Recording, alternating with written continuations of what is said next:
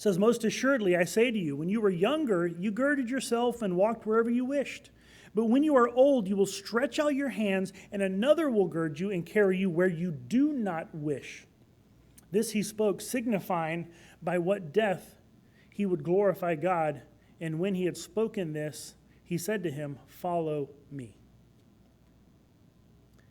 Jesus literally just told Peter, the time is going to come that you will die for your faith. People are going to take you and crucify you because you are my follower.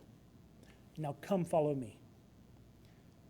It absolutely blows my mind that there are people in the world who name the name of Christ, claim to be followers of Christ, who are actually believing what is called, a very nice term, the prosperity gospel, which is actually just garbage idolatry that holds up the life of this world and the success of this world as the thing being worshipped, not Christ. Because the Bible says over and over and over again, following Christ does not necessarily mean you're going to be successful and prosperous.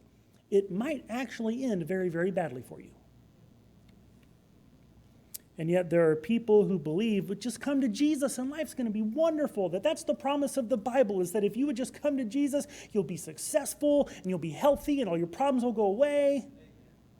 Right? That is not what the Bible teaches. In the least bit. If you look at the servants of God over and over and over again, it does not go well for them. Now, the fact is that God designed the world to function a certain way, and when you are walking in those ways, things tend to go better than not. Right? The book of Proverbs, the book of wisdom, that just lays out, do these things, you'll probably prosper. Do these things, you're not going to prosper.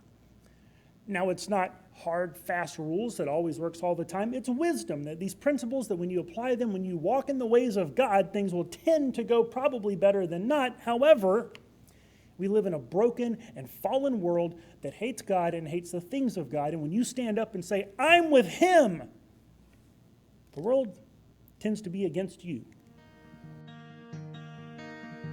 Lord, though I feel the darkness come,